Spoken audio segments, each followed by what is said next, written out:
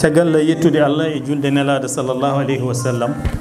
en garti hande e oɗo kikiɗe humnude aadi mo jogdiɗen e Pengal Mammadu Alasan Ba ko ina wona joni duuɓi nogas e goo walla nogas e ɗiɗi somi jomani. Oɗo aadi kadi ko aadi mo tiɗɗo en sanne ko gonga. Eɗen mbaɗo e conférence uji e nokkuji kewɗi e nder leydi Sénégal. Eɗen jara hande conférence uji 64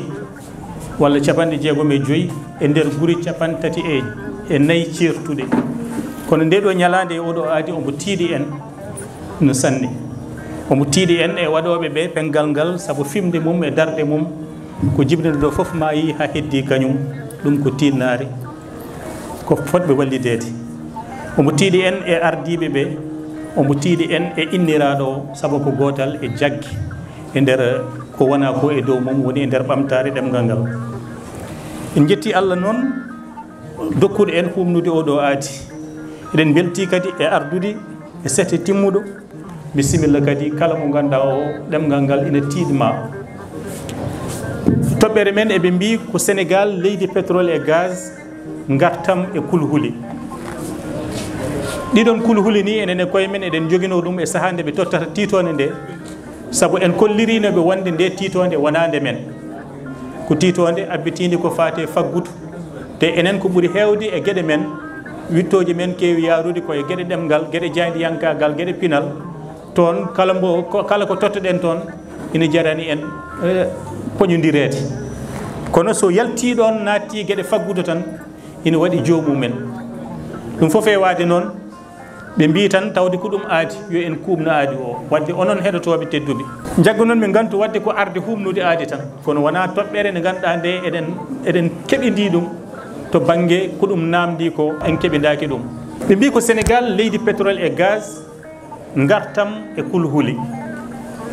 Sénégal leydi pétrole et gaz tan lawimo inde leydi Sénégal nde. Ina heewi noon kadi e gueɗe mbaɗe ni, gueɗe ɗe ganduɗa ɗe ko c'est des termes génériques. So kalama tan yimɓe foof puttina guite walla ciiñe jiiƴu men kuccita e nder ndin ɗon kelmedi, taw ko ɓuuri ko hen hewde yimɓe ɓe e nder kelme mbaɗe hono noon ɓe ɓuuri wawde ko ñamminede kelmedi ndi. Kono noon tawa gartam mum ala hen. Gueɗe mbaɗe ni expression ngaji mbaɗi ni ko expression ngaji e kala saaha jaltoji wona faggudu ndu yalti walla yaltani. Yimɓe foof ne ciftoro dans les années 80 expression ngaji mbaɗino après barrage. Hankkadi yimɓe foof ciiñi ñiƴƴi tan ene payi après barrage. Cikki ma taw so ñalawma o yonti ko ɗum waklitande aduniyankore waɗata te on ñalawma après barrage. Sa watti ɗum e pular tan woni so barrage uji paari. Kono noon wonno terme o e kelmedi ndin lowama natnama e nder yimɓe ɓe tan, sa renaki cikkata ma taw won lawñitande aduniyankore jogori wadde caggal ɗum. No jaggiranno ɗen après barrage ha joni en ganda beela koko ari walla koko yawti walla koko wona, jaggiren noon le Sénégal pays pétrole et gaz. So ɗum ala actere men ina wawi tajde hen. Joni noon namdal ngal ko holi gartam gonɗam hen e hol kulhuli gonɗi hen. Kono haade men nadde toon taw ina moƴƴi dartoɗen e pétrole et gaz, saabu ɗe gueɗe ɗiɗi koɗe kelme yummaji e nder nde ɗo titode nde ɓe totti en. Pétrole en galana ɗum ɗo joni helmere mbiyen ko ni fotata wiyede pular. Gaz ko hono noon. Kono tawde so en mbi pétrole et gaz yimɓeɓe fof no mbawi famde namditoɗen tan holko woni pétrole holko woni gaz. Ma taw so tawi firingo rokkama e to banggue no haralleɓe wurɓe ɗum kaldi ni ina wawi rokkoye en wawde famde ko ɗum ɗo woni ɗum ɗo. Ko wawi hen wonde foof pétrole woto nanguiren ɗum ɗon ko waɗeteno e lampaji waɗe e mees no huɓɓe.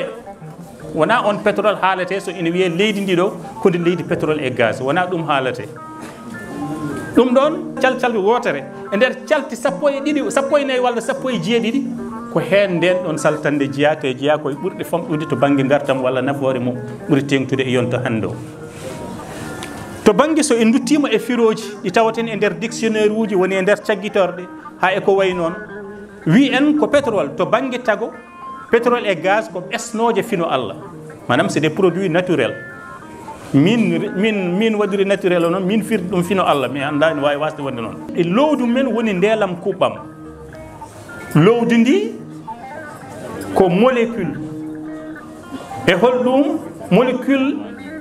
mo ganduɗa o ala ko soomi so wona ko wiyete des atomes de carbure et d'hydrogène. caɗele ɗe dañƴen e firo ɗeɗo kelme tan addani en namditade anduɓe ko wayno ceerno Abou Diom goomu fulo e wittu ha rokki en hunde won kelme to banggue ne fotata wiyede soɓe mbi noon tan jaɓen so wi molécule wiyete ko mollere les molécules wiye molle so wi atome wiyete ko mittere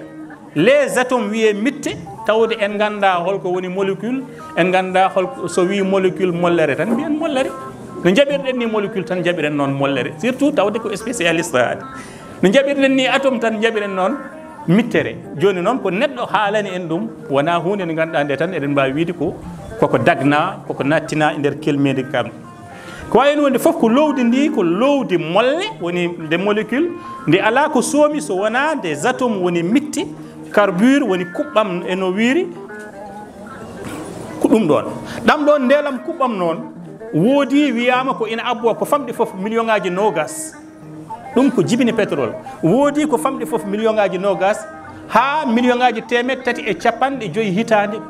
ko adi hande ɗo kalaten ɗo yede wadde wona kesum e nder windere nde wiyama noon ɗum jibina ko e waylo puɗi des végétaux gonɗi e nder leydi leppi leydi walla gonɗi e nder maaje kaɗɗe walla maaje belɗe walla ni e beele ko waylo noon taw on ɗon waylo kadi ko puɗi ɗi ko puɗi uddiɗi walla dambiɗi e ko ɓe mbiyata kaaƴi yummaji mbiyen ɗum les roches mères ko enen tan noon pirdi ɗum kaaƴi yummaji ene wawi taw firongo dagaki fawade noon e nguleki ki e dambo o oɗo waylo ko kañum jibinoyto pétrole et gaz woɗɓe mbi ala ko ɗum kaaƴe caayoje gonoyi ɗon ko wawi hen wonde foof paamiren ɗum e ndiɗo taaride e ndi kelmedi nde kalaɗen paamiren ɗum hono noon wona e nder maaji walla e leppi leydi ndi ngam noon wiide pétrole et gaz ko ɗum ɗo e ɗum ɗo ko ni waylori ha yettiɗo ɗum kam en mbawa ɗum famde ni enen e koye men saka wiide eɗen pammina ɗum pamen tan ko ɗum waylo e nder kaaƴe gonɗi e leppi leydi walla gonɗi e nder maaji tawa wona tan puɗi kono ko puɗi e kala ko ganduɗa ko kurjuru ha e gueɗe goɗɗe ko kañum hokkoyi pétrole wadde eɗen mbawi wiide hayso wiyama ko produit naturel kam ko transformation woni ko waylo tago wongo rokki ngon ɗon tago no mbiruɗen ni waɗa jagguiren pétrole ko loweteno koye lampaji waɗe mesuji hayso tawi ɗum joni yontande hesere nde ne wawi taw anda ɗum pamen tan ko ɗum tago somgo wawgo saltinde 14 gueɗal walla 17 gueɗal ko konngol pétrole ngol yaltinta gueɗe kewɗe walla onon dérivation ko kañum yaltinta gueɗe kewɗe essence en gasoil en eko way noon eko wiyete gaz hade gaz naturel ina waɗi gaz goɗɗo jaltannoɗo e ɗum ɗon ko wiyete pétrole sen duttima e grec ɗemgal yummowal ngal yimɓe hewɓe gaskitinta kelme gadanteje wi helmere ɗe firata ko nebam pendiɗam sen duttima e latin kañum wi ɗum ko petra wi wonde firata ko hayre tayede walla kaaƴe tayede ɗum ɗo foof ndendinen ndiɗo kelmede foof beele eɗen daña tan e kuccam mataw pétrole ko ɗum ɗo fotata wonde kono min mi wawa wiide tan ko ni taguira ko ɗum ɗo wayloto ni waylorto mi ala on ɗon kattan hayso wonno e domaine am saka noon nde wona ko caasi walla ko iwde caasi énergie walla ko ummi e énergie mo aduna o hutorto aduna o hande ina hutoro ɗum to banggue pétrole e hitande 2021 nogas e jeenayyi piccal joyi e kala temedere caasi ɓurɗi hutorede e nder aduna o ko pétrole rewi hen ko ƴulɓe kañum ndewi hen rewi hen ko gaz aduna o ina hutoro ɗum nogas e tati e kala temedere e hitande 2022 aduna o ko hutortogum e nder hitande teskama wonde timmi ujunnaje 4 e temedde 4 e jeeɗiɗi milliard ko yaltinte gam hutorede ɗum ɗon pétrole et gaz ko caasi kuɓɓoji kono ko caasi kuuɓoji koko gasata wona ndiyam ni sa ari e maayo a ƴoogi a hattataka ndiyam ɗam kala ko ittuɗa e pétrole et gaz andu a itti ɗum iwi e moftal ngal joguinoɗa ngal firti wadde ko hunde gasore ko hunde huuɓore wona ko hesɗitinte sa itti ɗum tan yolde mum sukko hono noon hayso tawi tawate koye nder kaaƴe gonɗe e nder maaji walla nder boyli gasaɗi e nder maaji ɗum ɗon kadi ko gandal gongal namdi ɗum gaz o ko somdu ɗum ɗon ko wiyete mitti woni ko mbiten les atomes et les molécules woni molle ko tago kadi wiyango ngo ala mbadi mum keeridi hen sahaji ettori mbaadi ko loowi ko walla ko loowa ko walla hen sahaji kadi gaz sa wiyama noon eɗen mbawi wiide koko suyata aɗa wawi eɗen mbawi jagguirde ɗum hendu kono kadi eɗen gandi so en dambi ɗum e huɗɗo nokku hono no dambirten ɗum ne butel ni hen sahaji sa wiyama wona ndiyam woni nder a yeddat pamen noon kadi gaz ina waɗi iwɗo e pétrole on mo pétrole woni yummum walla woni tanum caggal dérivation ngaji ɗi kalɗen ɗi kono kadi ina waɗi gaz naturel mo ganduɗa o kañum ko noon jibinira hono no pétrole jibinira ni e nder kaaƴe helmere gaz nde noon e nder kelmede tubakoɓe nde hutora tan koye 17e siècle woni niwiri 17 kono noon helmere nde heeɓi firo wongo hono firo hande ngo hutortoɗen gaz o heeɓi ɗum koye 18e siècle pétrole et gaz e sénégal leydi pétrole et gaz ko adi foof jiitugol mum woto cikken koko hesɗi e nder sénégal ɗum waɗi ko wiyete ko après barrage jagguiren noon tan sénégal pétrole et gaz